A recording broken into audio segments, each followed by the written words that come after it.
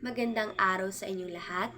Ngayon, itatalakay natin kung ano nga ba ang mga negatibo at positibong epekto ng globalisasyon sa aspeto ng ekonomiya.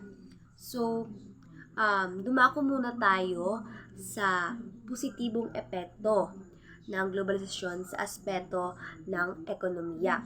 So, unang-una, ito po yung pag-unlad ng kalakalan. So, sa pangalawa naman po ay ang ah, pagdami ng oportunidad sa trabaho. Pang-tatlo po ay ang pag-unlad ng teknolohiya at kaalaman. Pang-apat naman po ay ang mas murang produkto. At panghuli, ang pagtaas ng pamumuhunan. So, unang-una, ito po yung pag-unlad ng kalakalan. Dito po ay nagkakaroon ng mas mabilis at mas malawak na pakikipagpalitan ng mga produkto at serbisyo sa iba't ibang bansa. Pangalawa naman po ay ang ah, pagdami ng mga pagdami ng oportunidad sa trabaho. Dito po ay nagbubukas ng mas maraming trabaho dahil po sa pagpasok ng mga dayuhan sa mga kumpanya at pamumuhunan. So, pang-tatlo po ay ang pag-unlad ng teknolohiya at kaalaman. Dito po ay nakikinabang ang ekonomiya dahil po sa ng pagpapalitan ng makabagong teknolohiya. Dito po ay makabagong teknolohiya na mula sa ibang bansa. So, pang-apat po ay ang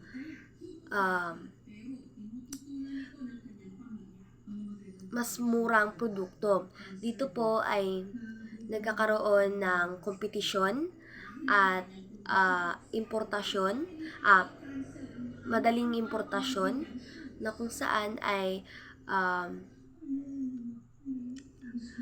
bumababa ang presyo ng iilang mga bilihin. At ang panghuli naman po ay ang pagtaas ng pamumuhunan. Dahil po ito sa Foreign Direct Investments or FDI na siyang tumutulong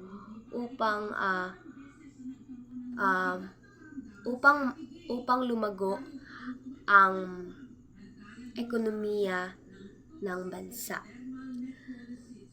So, dumako naman tayo sa negatibong epekto ng globalisasyon sa aspeto ng ekonomiya. So, ano-ano nga ba ang mga negatibong epekto nito? Unang-una, ito po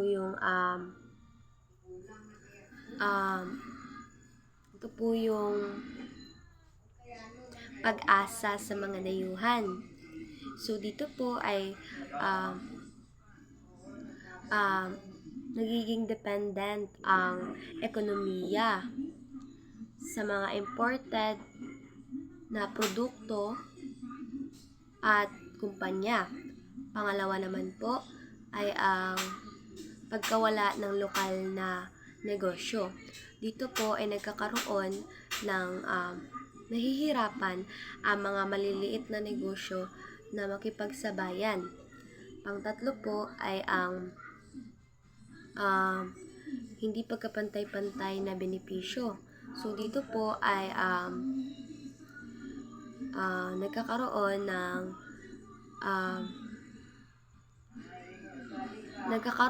ng Ang nakikinabang lamang po dito ay yung mga mayayamang bansa kaysa naman po sa mga mahihirap na bansa. At pang-apat naman po ay ang um, pang-apat po ay ang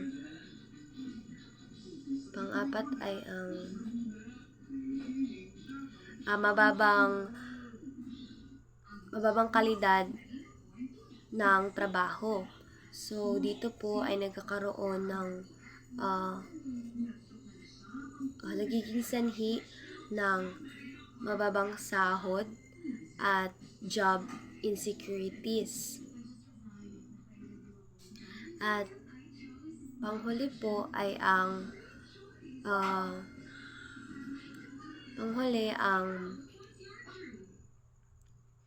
paglala ng agwat ng yaman. So, dito po ay nagkakaroon ng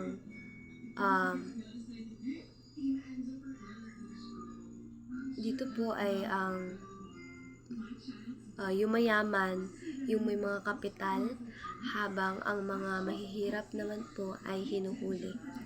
Yun lamang po at maraming salamat.